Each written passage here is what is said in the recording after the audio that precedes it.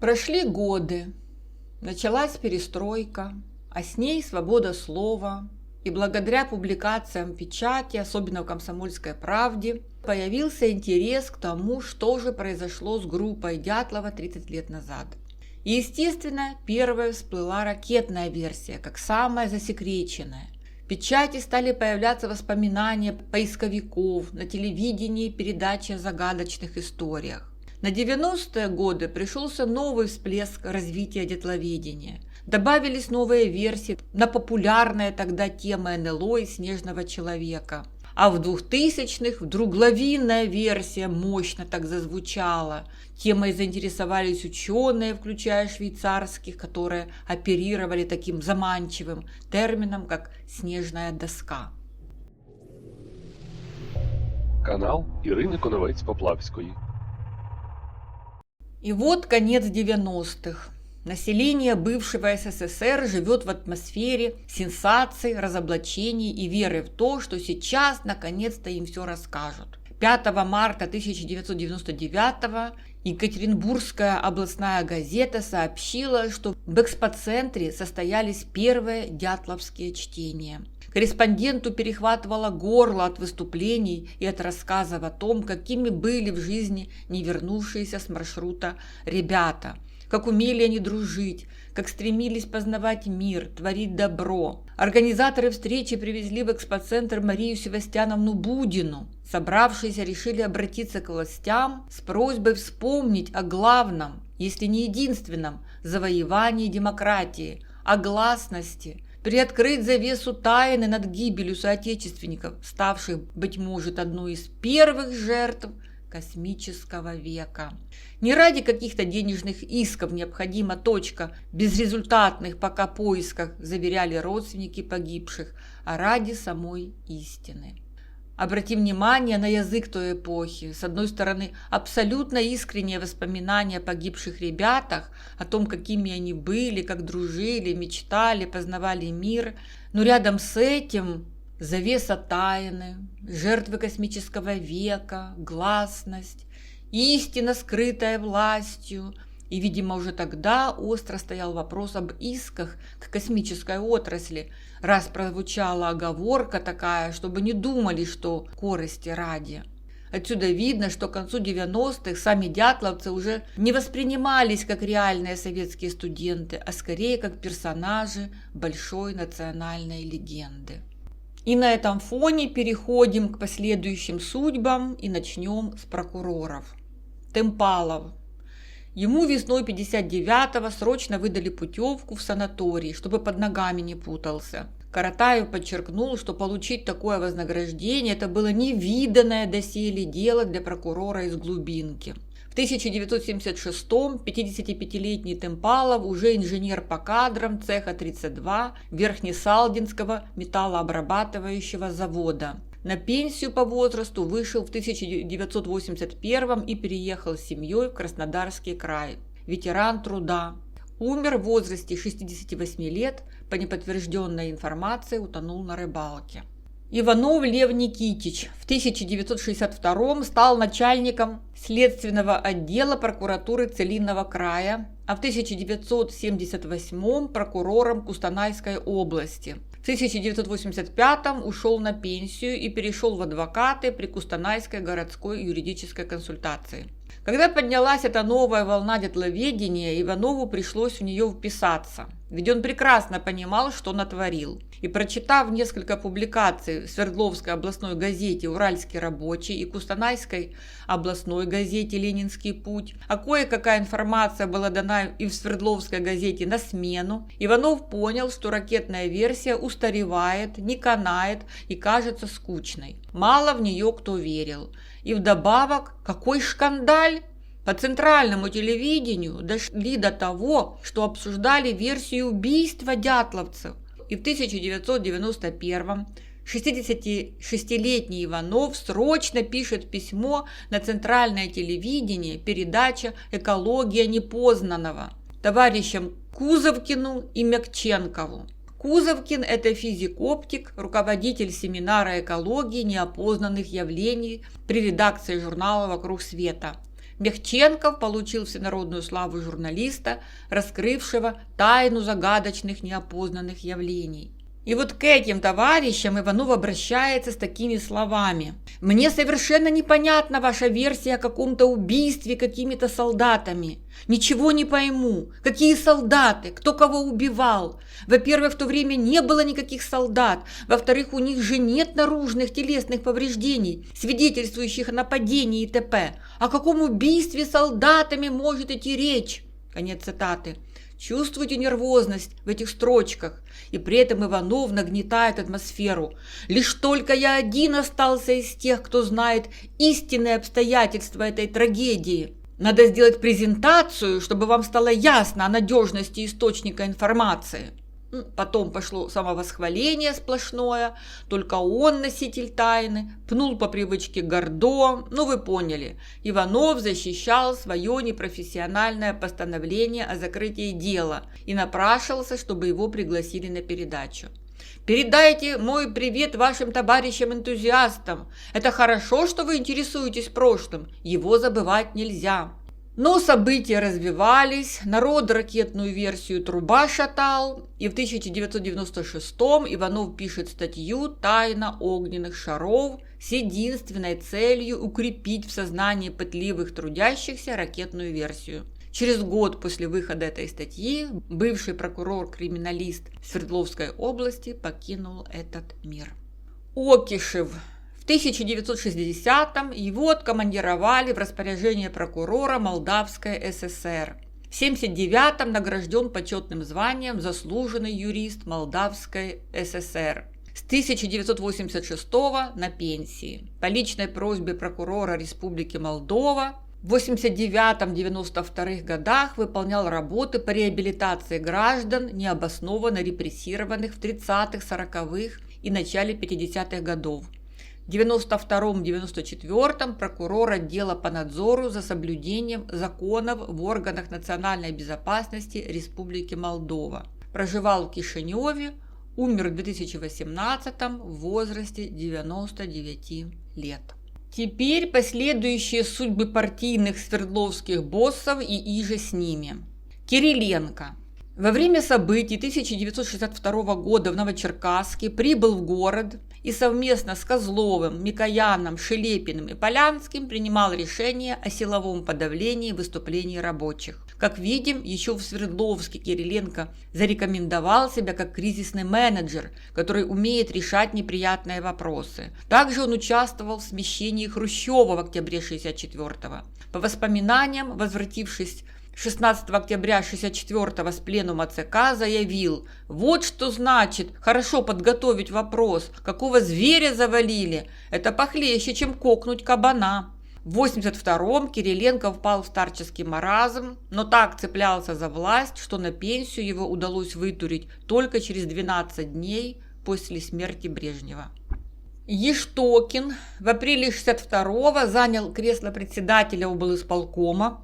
Однако в новой должности он проработал чуть более полугода и в январе 1963-го был отправлен в Кемерово на пост первого секретаря Кемеровского промышленного обкома КПСС. В декабре 1964-го его избрали первым секретарем Кемеровского обкома КПСС. Скончался в 1974 году в Москве, похоронен на Новодевичьем кладбище.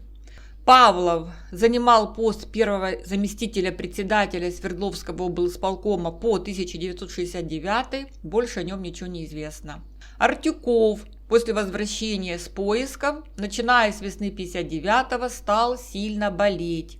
Умер в 1979 году в возрасте 65 лет.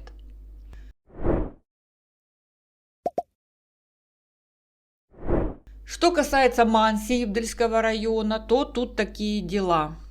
Вот статья «Почему погибла группа Дятлова, знали Брежнев и Хрущев». Тут рассказывается о планах по созданию тропы Дятлова, на которую фонд Дятлова намерен просить у государства грант в сумме 2 миллиарда рублей.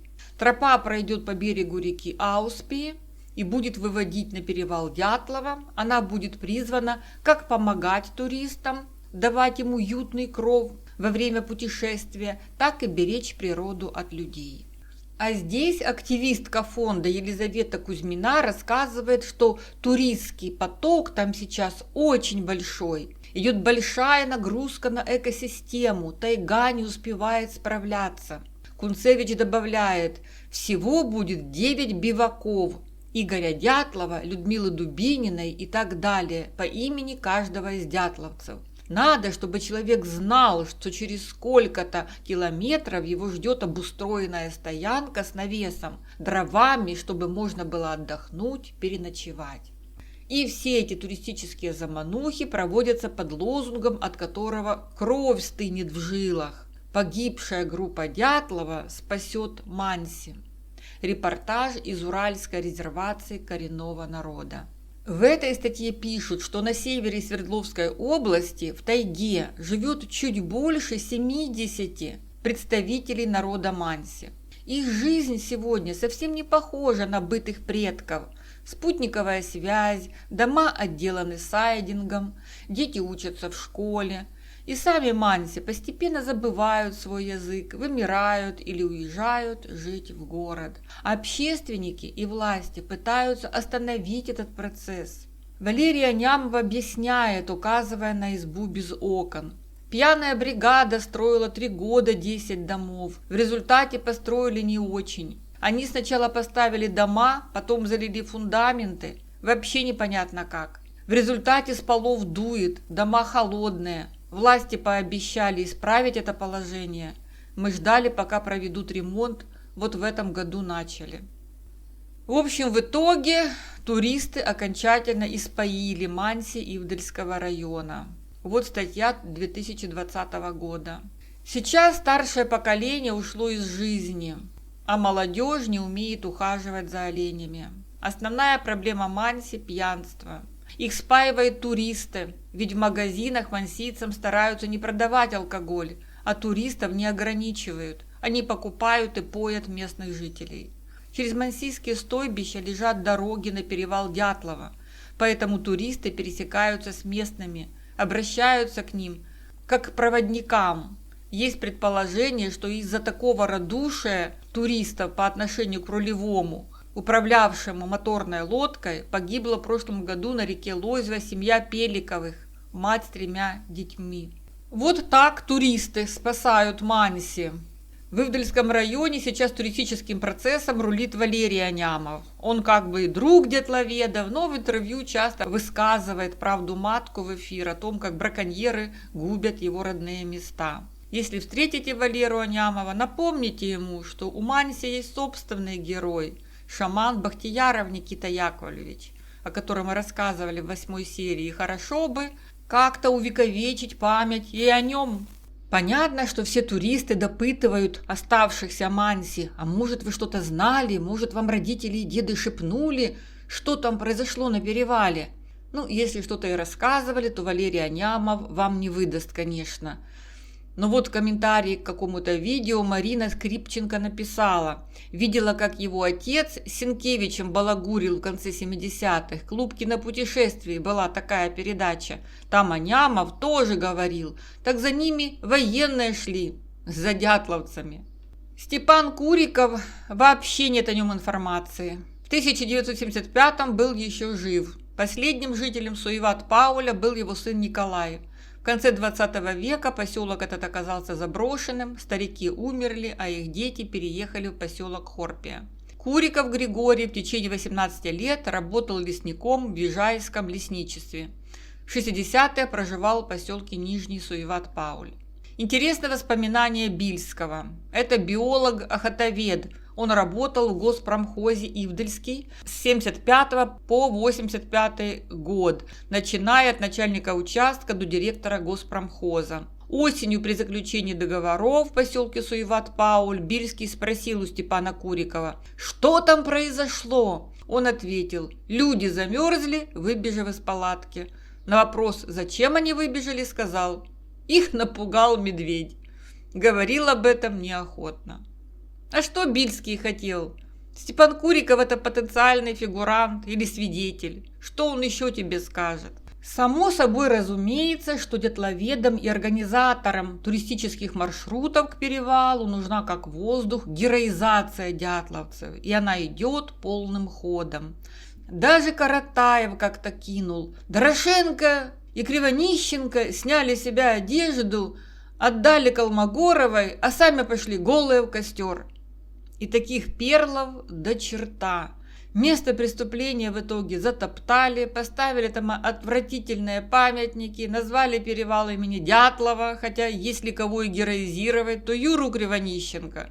Но его месседж никто не прочитал и не собирается, потому что ребята в их представлениях должны быть героями, а не жертвами. Они должны выглядеть романтиками, молодыми, смелыми, веселыми студентами, которые мужественно сопротивляются таинственной, непреодолимой силе. Это пробуждает фантазию, заставляет искать разгадки, создавать легенды. А проза жизни, она убивает эту магию. Здесь нет НЛО, нет спецопераций КГБ, нет испытаний ракет или урановых облаков, а есть только несколько нервных мужчин, которые не смогли справиться с ситуацией, и туристы, которые оказались не в том месте и не в то время. Такая правда клиентам туристических бюро не по нраву. Ее не продашь в книгах, она не соберет сотни тысяч просмотров на YouTube, не сделает из Дятлова и его группы культовых героев. И, наконец, переходим к потенциальным фигурантам. Нам остается посмотреть на судьбы вот этих 3 руководителей Ивдельского района. Может, еще Василец среди них был, но о нем мы подробно рассказали в 9 серии. Естественно, что конкретных имен мы не знаем. Бусыгин. На 30 декабря 1959-го документы по 32-му отделению конвойной охраны подписывает уже ИО начальника подполковник Катюргин. Куда делся Бусыгин, непонятно, никто пока его не проследил. Но факт остается фактом, что потенциальные фигуранты куда-то после 59-го постепенно рассосались. Проданов. Это тот самый, поведение которого и давало нам подсказки. Зачем Проданову было баракатиться, закатывать истерики, угрожать Каратаеву, переводить стрелки на Манси, если это была стихийная сила или ракета? В этом случае трагедия с туристами вообще его не касалась. Сидел бы он тогда тихонько и не отсвечивал. Но благодаря Каратаеву мы знаем о нервных срывах Проданова, которые случались именно тогда, когда вылазила на поверхность криминальная версия. Особенно, когда нашли Золотарева и Дубинину. Поговаривали, что Проданов начал хворать после тех событий, его сняли с поста первого секретаря Ивдельского горкома, и вскоре после этого он скончался. Архипов пишет, что была официальная причина снятия Проданова и неофициальная. Иван Степанович болел, он скончался вскоре после снятия в 1964 году. В 2014 Архипов общался с Т.С. Продановой в поселке Полуночное. Просмотрел ряд фотографий семейного альбома, в том числе и фотоснимки прощания с Продановым, которое проходило в Ивдельском кинотеатре «Северный маяк». Также, по словам Архипова, первый секретарь Ивдельского горкома партии Проданов был снят со своей должности в январе 1963-го на партийной конференции, и вскоре после этого он умер в возрасте 59 лет. Иванов Виталий Алексеевич. Хозяин, самый загадочный и таинственный, вообще нигде не отсвечивал. Его имя боялись даже упоминать в суе, все время в тени. В марте 1959-го Иванова избрали депутатом Ивдельского горсовета, а на 30 декабря 1959-го документы почтового ящика 240 подписывал ИО начальника управления Ивдельского ИТЛ подполковник Карасев. И народ на форумах удивляется. А если допустить, что в декабре 1959-го втихаря произошла смена 2 ведущих фигур Ивдельского района без всяких служебных расследований и оснований, и при этом судьба Иванова и Бусыгина дальше не просматривается, такие яркие фигуры в Ивделе и как в воду канули, это о чем-то говорит. А о чем это говорит? Что переводились фигуранты и свидетели преступления из Ивделя постепенно и порционно. Но Архипов в своей книге «Судмедэксперты в деле группы Дятлова» утверждает другое. В.А. Иванов по 29 апреля 1965-го начальник управления, в В 65-м уезжает из Ивделя в звании подполковника и продолжает службу в должности начальника управления в Каргопольском П-233, Коношский район, ПГТ Ерцево. Вышел на пенсию в звании полковника и был награжден орденом Ленина. Что и требовалось доказать. Перевелся хозяин не сразу и глубоко на запад. И несколько слов о самой Ивдельской ИТЛ. Теперь это исправительная колония 63. История любит иронию. Когда-то сюда свозили тысячи заключенных со всей страны. Строили лагеря, поселки, дороги, лесоповалы. Вся жизнь Ивдельского района крутилась вокруг лагерной системы. Она кормила людей, давала работу, определяла судьбу целых поколений. И вот сегодня эта система сама оказалась под угрозой исчезновения. Заключенные массово отправились на войну.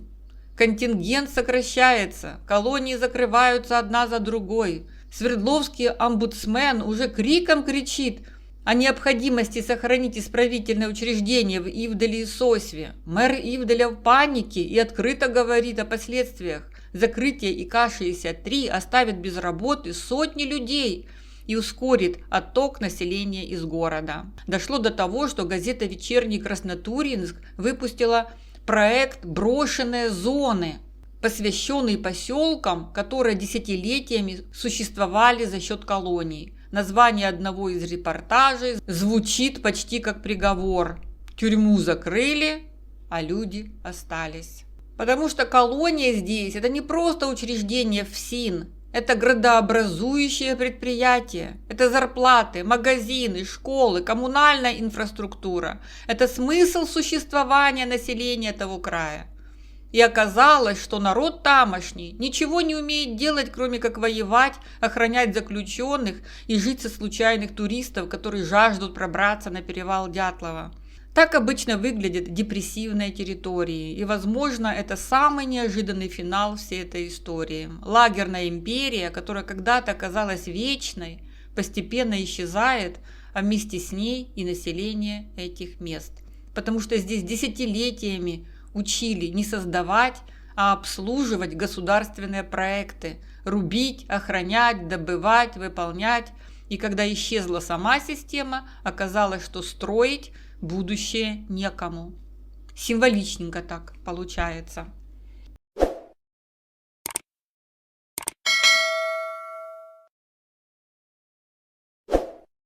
Таким образом, возвращаясь к фигурантам, можно смело сказать, что в масштабе истории их действия, конечно же, не выдержали проверки. При внимательном рассмотрении картину их преступления в общих чертах мы восстановили. Но нельзя не признать, что они действительно всех обштопали на то время. Версии смерти дятловцев от отморожения или от ракеты, лавины, неважно, держались до 2010 года, пока не вышла статья Тиунова. Заслуга Тиунова в том, что он не только обрисовал, как примерно все случилось с группой Дятлова, но и подробно расписал все свои аргументы, которыми и мы пользовались. Фигуранты избежали наказания, а это было самое главное для них. Теперь, когда мы разобрали по косточкам всю эту историю, нам уже понятно по дерзости их поведения, что они на 99% были уверены, что система их мелкие ошибки прикроет. А это значит, как мы не раз допускали, что это были не последние люди на районе. В феврале 59-го они просчитали все именно настолько, насколько требовалось в тех обстоятельствах, чтобы отделаться легким испугом. Сцена преступления выглядела правдоподобно для следователей и ротозеев.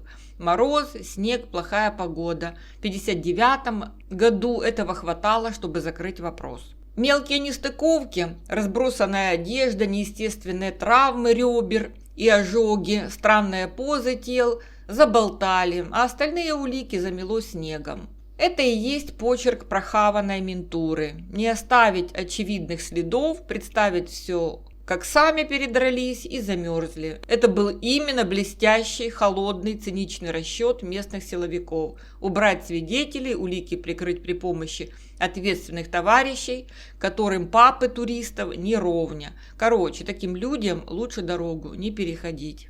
Несомненно, что многим слушателям хотелось бы утешительного финала, кармы, бумеранга. Людям вообще очень нравятся мысли, что злодеи обязательно плохо закончат и жизнь их накажет. Именно поэтому в фильмах и сериалах нам обычно показывают хэппи-энды. Мерзавцы разоблачены, унижены, а добро победило. Но реальность устроена намного обиднее. Все прекрасно знают, что огромное количество преступников, карьеристов и просто негодяев спокойно избегают наказания. Особенно если их прикрывает коррумпированная система, силовые структуры, государства, деньги, связи и страх обывателей. Таких людей, если настигают проблемы, то только тогда, когда они переходят дорогу другим таким же негодяям, начинают мешать системе или, потеряв берега, доводят кого-то до полного отчаяния.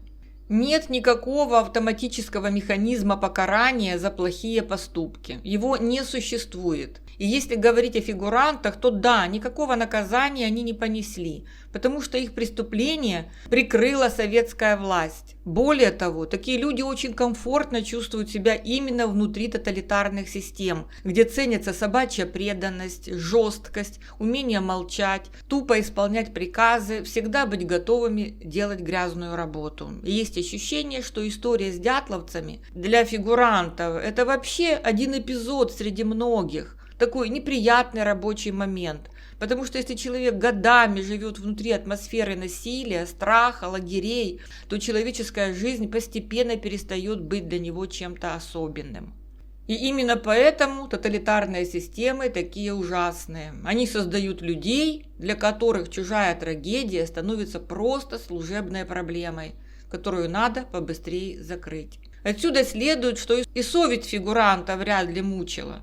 Скорее наоборот, они собой гордились. А те, кто был в теме, ими еще и восхищались. Те, кто понимал, какую операцию они сумели провернуть и красиво ее замять. И с этим можно в какой-то мере согласиться.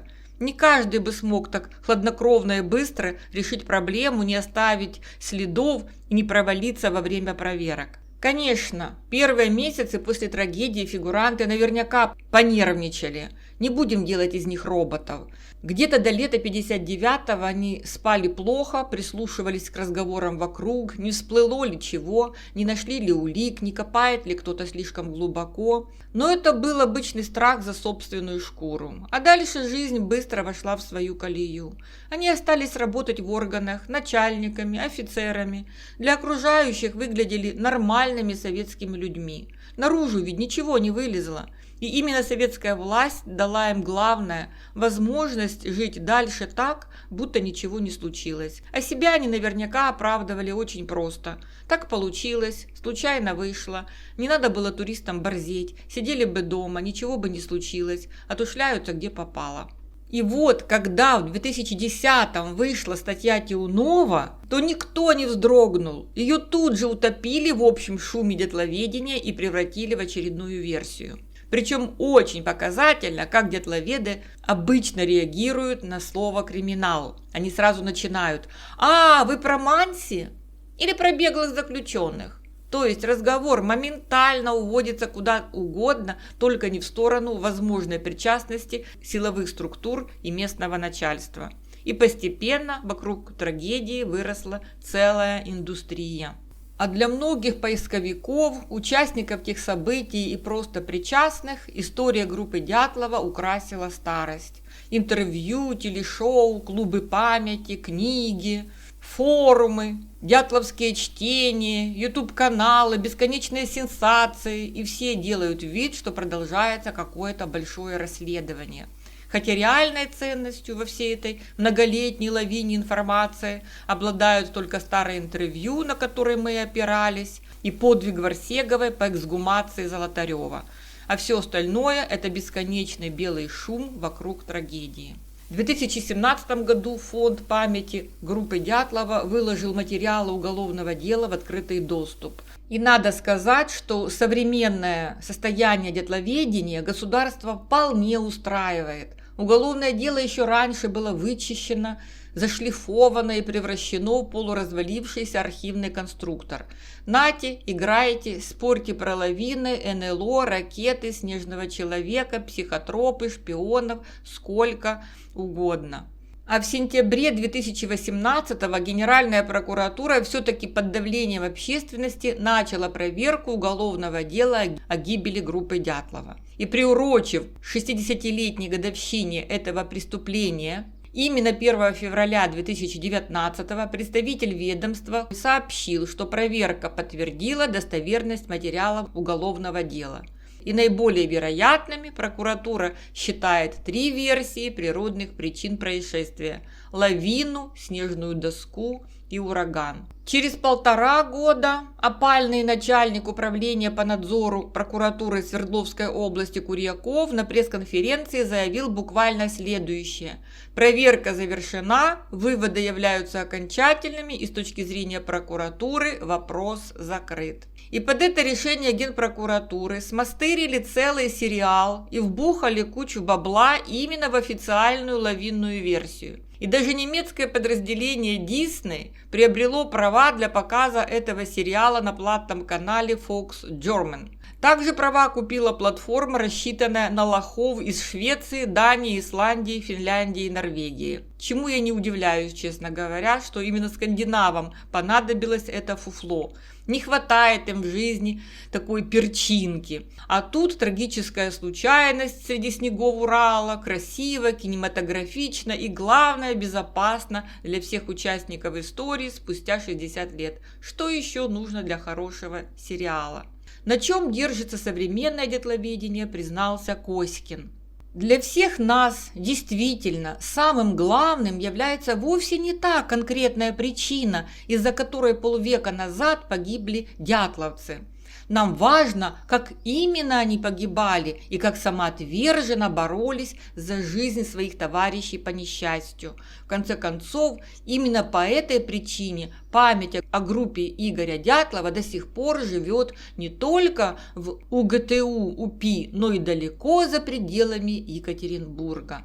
Задумайтесь, разве мало других туристов погибло в нашей стране за прошедшие годы? А кого из них будут вспоминать совершенно незнакомые им люди через 5 десятилетий? Конец цитаты.